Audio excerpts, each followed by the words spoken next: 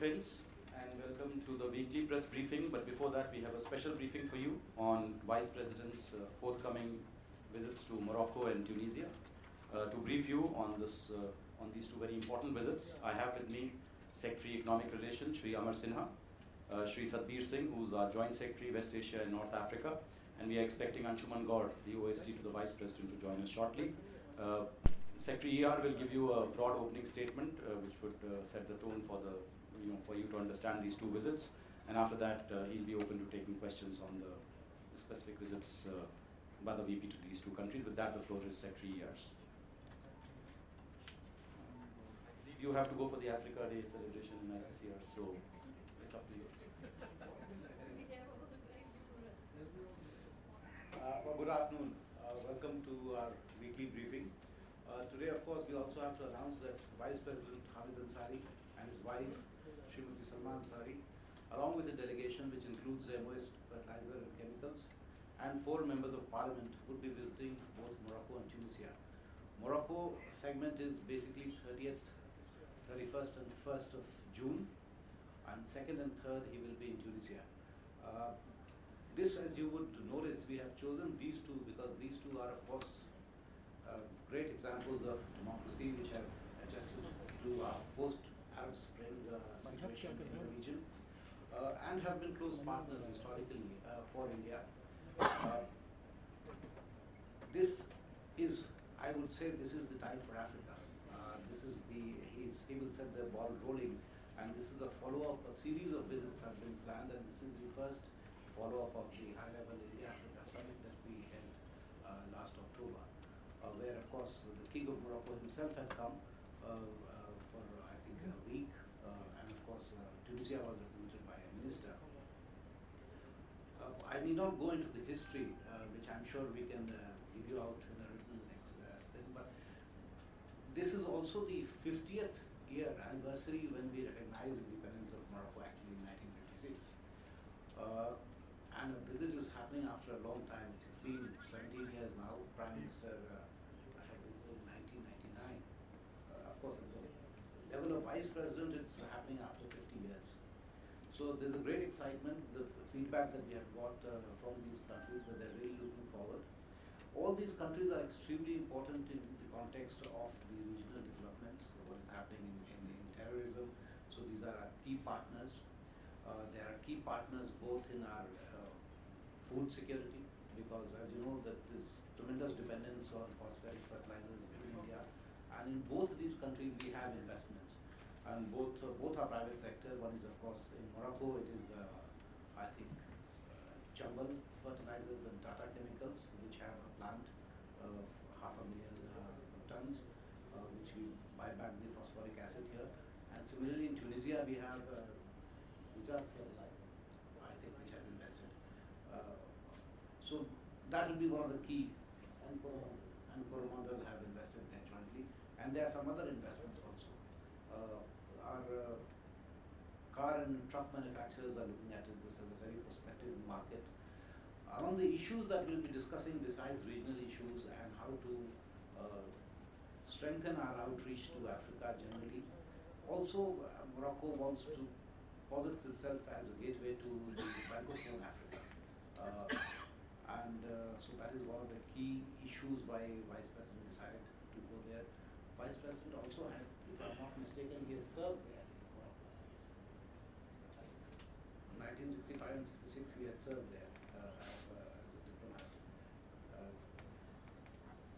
So in terms of these issues, we will be discussing, of course, terrorism, UN Security Council, expansion on which Morocco supports India's candidature, further deepening of our investment and trade relations. With Morocco, we have a substantial trade, it's over $1 billion, of course, in favor of Morocco, basically because we import a lot of fertilizers there. With Tunisia, it is slightly less, but there is a scope of increasing. Tunisia is also looking at India's expertise in gas and oil field sector. We have formed a joint venture in 2007. Hopefully, they have been sort of pressing us to get the Minister for Petroleum and Gas there, and we should perhaps do a follow-up sometime. In terms of the elements of the program, in both these countries, the hosts would be the Prime Minister or head of government. Both in Morocco it's called head of government, and in Tunisia it's the Prime Minister. There would be meetings with them, with the king in Morocco and with the president in Tunisia, and he'll be meeting the intellectuals, the imams, addressing the international community and the Tunisian Institute of Strategic Studies to basically talk to them about India and how India looks at the world and India's position in the 21st century. We are, of course, looking at a number of MOUs to be signed, basically which will focus on capacity building and sharing of India's expertise in various areas which they look up to. We are also looking at some cultural exchanges because, as you know, that Indian culture, particularly the film industry, has a tremendous sort of draw in Morocco. If I'm not mistaken, only recently one of the movie's stars just come back after shooting one of his movies in Morocco. So it is developing. Morocco is particularly developing as a destination for Indian film industry also. So they are also very keen to work on this.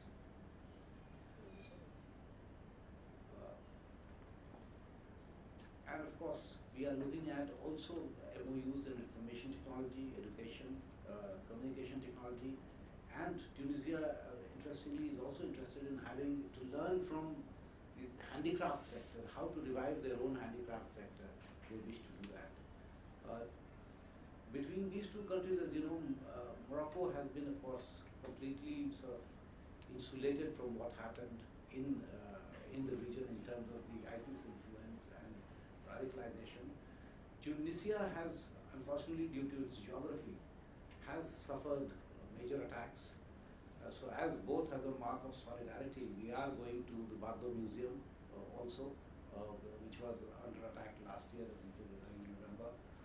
He will be visiting some historical sites, Carthage, which actually links it to the old, Tunisians said the Carthaginian Empire was the counterpoint of the Roman empires. And so there will be a mix of history, culture, of course, building on our contemporary relationship as we have sort of laid out in the IFS and action plans. So I'll stop there. If you have questions, I'll be happy to take them. Hello?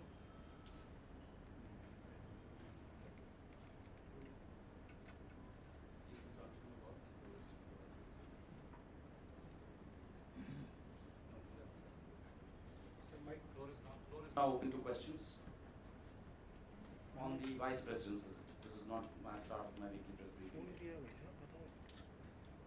I cannot believe that no one has any questions on the weekly visit. Well, Secy, you explained it so well that nobody thinks so well. So maybe I can give them a headline for their news. It's a famous Dr. Alban song, "Hello Africa, tell me how you're doing." That's the motto of our Africa. Yes. Exactly.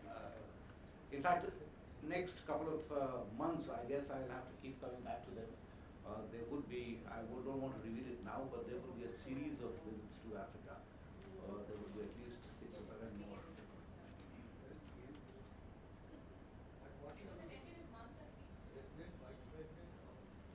Well, we are looking at the top 3. I'll leave sort of the dates to be announced at the right time. JSXP will give you all these speculative stories. No, I do not give speculative stories. I give hard facts. Good. If there are no more questions on the Vice President's visit, then that particular press briefing comes to a close, and very shortly we'll start the regular weekly briefing.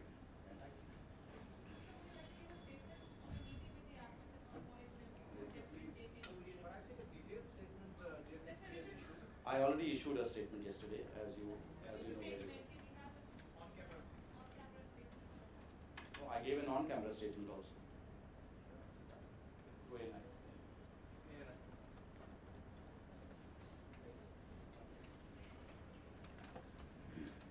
The chair change.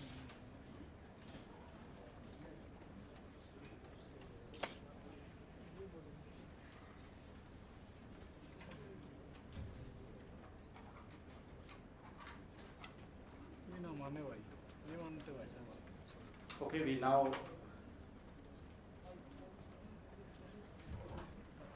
We now begin the regular press briefing, the Thursday 4 o'clock press briefing. So floor is now open to questions.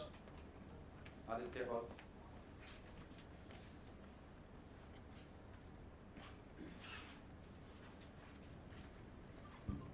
So this is in relation to the Congolese national force attack in Delhi.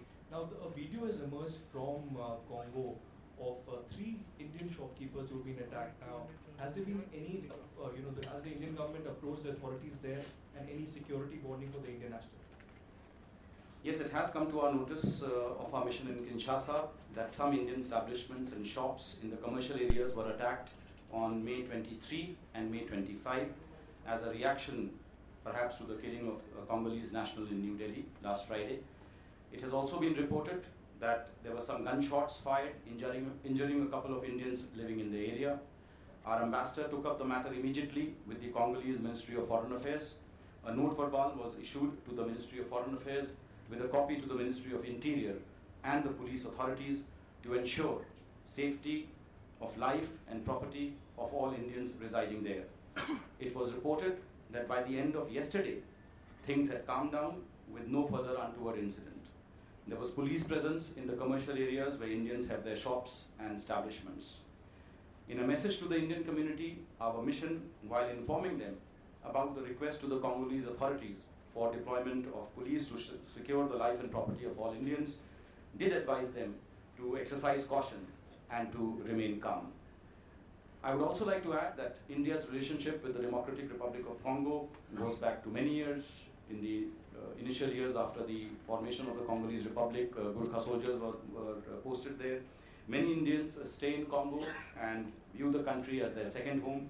They have always had very friendly and cordial relations with the people of the Democratic Republic of Congo, and we hope that the situation is diffused at the earliest. Vinita.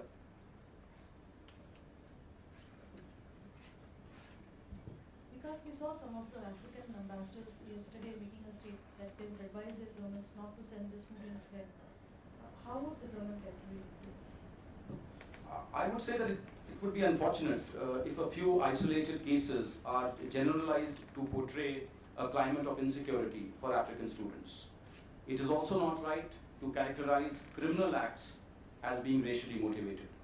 As is clear from the CCTV footage of the attack on Mr. Olivier by some goons, some Indian bystanders who were present there at that time, they did try to protect Mr. Olivier, and in turn, they were also thrashed by the same goons.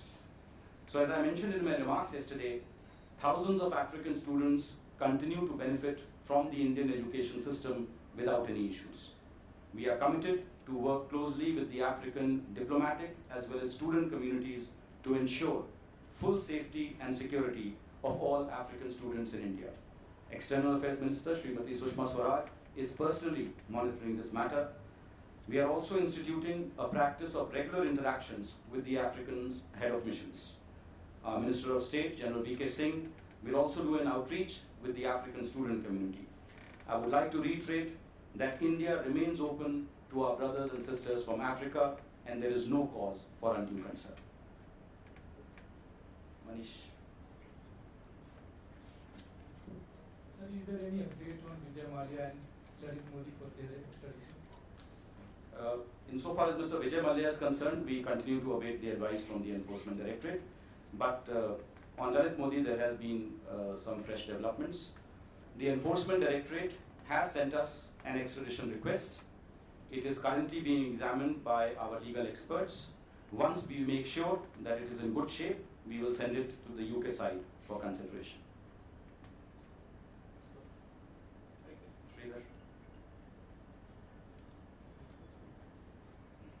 So after the Congolese national was killed last week, did the MEA not anticipate this kind of a strong reaction? I mean, the government waited till the envoys had met, and then they came out with such a strong statement. And after that, the government was seen to have sort of reacted after that. Did you not anticipate it? No, as I said, the moment MEA came to know about the attack, we immediately got in touch with Delhi police. And as I mentioned yesterday, Delhi police has taken immediate action.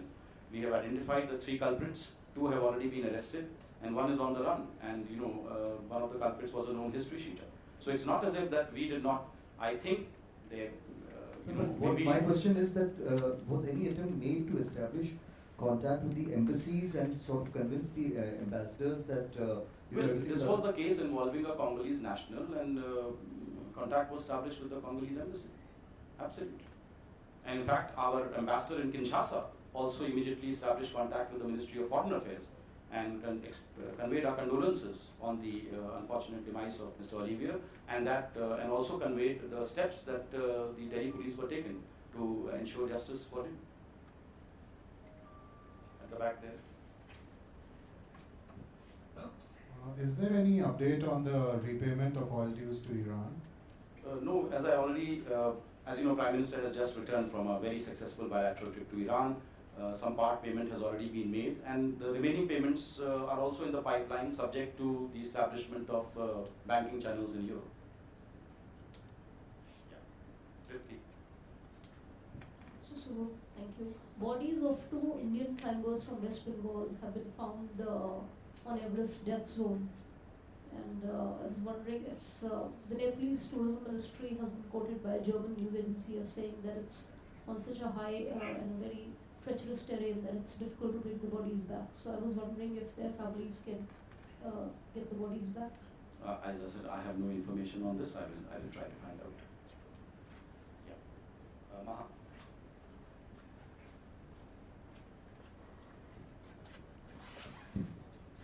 Sir, in the Augusta Westland case, the investigating agencies have sent letters rogatory to some of the countries. Now, specifically to Mauritius, I believe they've come back with some queries, but has CBI or ED contacted the Ministry of External Affairs to see if this matter can be taken up diplomatically? I am not aware of this. As I said, I will get back to you on this particular point.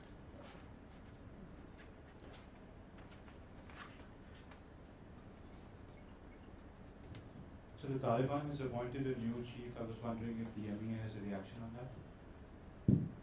Well, we have no views on the internal processes within the Taliban, but we do support all efforts that contribute to peace and reconciliation in Afghanistan and help reducing violence and terrorism inflicted on the people of Afghanistan. Mukesh. A related question to Afghanistan, sir. Afghanistan High Peace Council understood to have entered into agreement with the Hizb Islami of Gulbuddin Hikmatyar. You have something to offer from it? Well, we welcome developments that contribute to efforts at peace and reconciliation in Afghanistan, which are Afghan-led and Afghan-owned, and are in accordance with the aspirations of the people of Afghanistan for peace and stability in their country. We hope that such developments will encourage others to also give up violence and join the peace talks with the government of Afghanistan. Smita. Could you tell us why did the MEA or the government of India choose to not oppose the Supreme Court decision on the Italian Marines? Have you already taken a view of that? And the WTO DG was in Islamabad. In his meetings, there were references made by Pakistan of non-tariff barriers being an obstruction for them in the region. Do you read that as being indicated towards India? Well, so far as the Italian Marines case is concerned, as you are aware, the Honorable Supreme Court of India has today allowed the application of the Republic of Italy to relax the bail conditions of Sergeant Girone, who is presently in India, so as to enable him to remain in Italy during the pendency of proceedings in the Annex 7 International Arbitration Tribunal regarding the issue of jurisdiction over the Enrica Lexi incident.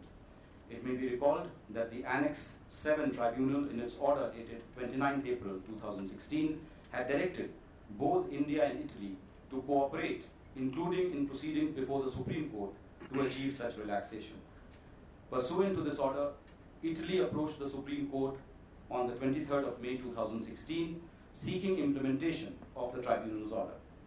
As directed by the tribunal, Italy has also indicated the conditions for bail which may be imposed by the Supreme Court during Sergeant Girone's stay in Italy, duly recognizing that he will remain under the authority of the Supreme Court of India during this period. Given that the tribunal's order is binding on India under international law, India conveyed its no objection to Italy's application, subject to certain additional bail conditions. In addition to the supplementary bail conditions suggested by the Union of India, the Supreme Court has stipulated that Italy submit an undertaking assuring that Sergeant Girone will return to India not only if required by the tribunal, but also if required in the interim by the Supreme Court of India. I will reiterate that the Supreme Court has only relaxed the bail conditions of Sergeant Girone. He will continue to remain under the authority of the Supreme Court and will be required to return if and when required by the Supreme Court. Insofar as your other question was concerned, I think it was pertaining to Pakistan's, the meeting of the DG WTO in Islamabad and reference to the CPEC. Well, CPEC, as you know, is a two-country initiative, part of which is proposed on Indian territory under Pakistan's illegal occupation. Our views in this regard are already well known. Pakistan is a member of SAARC, and as such, it is expected to contribute constructively to regional connectivity initiatives, including those which it did not support at the last SAARC summit. As far as we are concerned, there are high non-tariff barriers in the region, not on Pakistan, but from it. Pakistan does not allow movement of all importable items from India through Wagah. In fact, it allows only 138 items through Wagah. This is the biggest non-tariff barrier for thousands of Indian tariff lines, which have to be now routed through Karachi, raising costs, including for consumers in Pakistan. Moreover, the fact that Pakistan has not extended most favored nation treatment to India, even after lapse of close to 20 years since India unilaterally did so, is also not in keeping with WTO norms. Charu.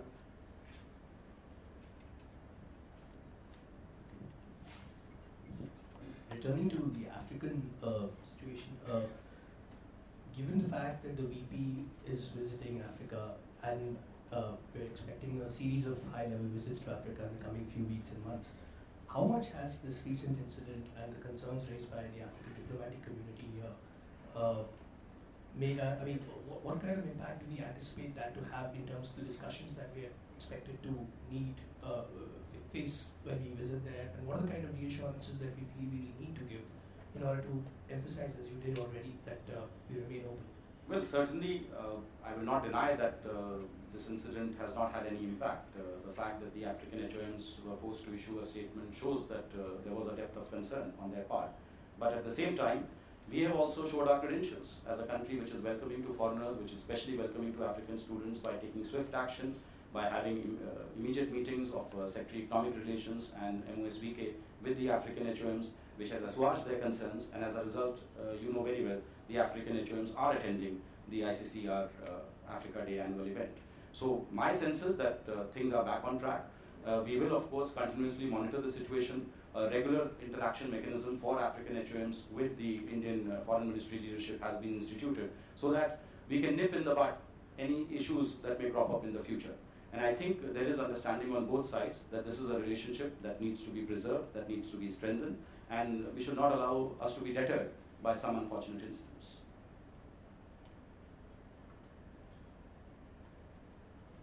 What report was given by the Indian High Commissioner on Sri Lankan proposed church and Kachativu Islands?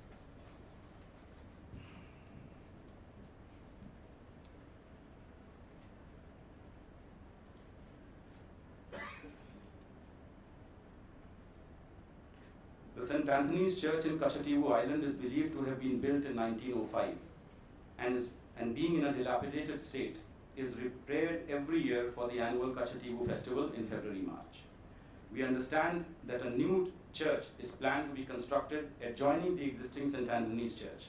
The Sri Lankan Navy is undertaking the construction of the new church in response to a request made by the Bishop of Jaffna to the Commander of Sri Lankan Navy during the Kachativu festival on the 22nd of February 2016. It has been reported that the existing church would be retained unchanged, and the second shrine is proposed to be constructed approximately 100 meters away from the present shrine. The pilgrims from India to the Kachativu festival are mostly fishermen from Tamil Nadu, as you are well aware. While last year 4,003 pilgrims participated, this year 3,248 pilgrims, including 26 media persons, participated and paid homage at the church. The Sri Lankan Navy has dismissed media reports that it was planning to build a naval facility at Kachati.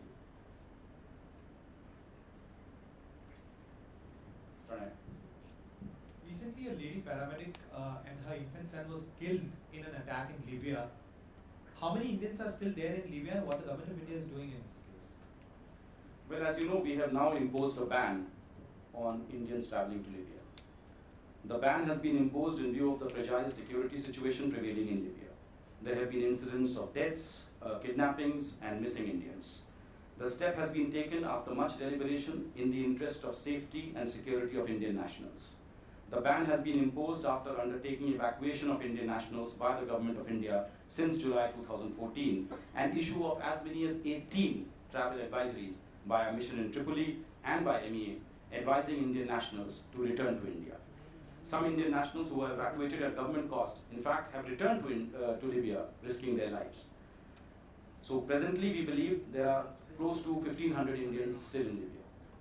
Now, Libya has political instability and there is no unified political authority, which makes dealing with state organs difficult in raising issues concerning Indian nationals in Libya. It is the primary duty of the government to ensure safety and security of Indian nationals abroad, particularly in conflict zones. Libya continues to be a conflict zone. In this context, I would also like to point out that some people have raised the issue of safe and unsafe areas in Libya. Now, we cannot segregate areas into safe and unsafe. The ban is for the whole of Libya. And I would appeal through you and through all my friends in the media here to persuade Indian nationals in Libya to return for their own safety. It is no longer an advisory, it is a complete ban, and it will only be reviewed once the situation has normalized. Which are the new banking channels, if they are being established to make crude oil payment to Iran, and have all the disputes or differences been sorted out? No new banking channels are needed. As I said, the existing banking channels have to accept payments in euro. Payments in US dollars continue to remain banned because all the sanctions against Iran have not been lifted. So once the banks start accepting payments in euro freely, through Hulk Bank some payments have been made, but other banks still have not resorted to opening the banking channel in euro for Iran. So once that happens, the remaining payments, the remaining balance with us would also be paid. We are committed to that, of course.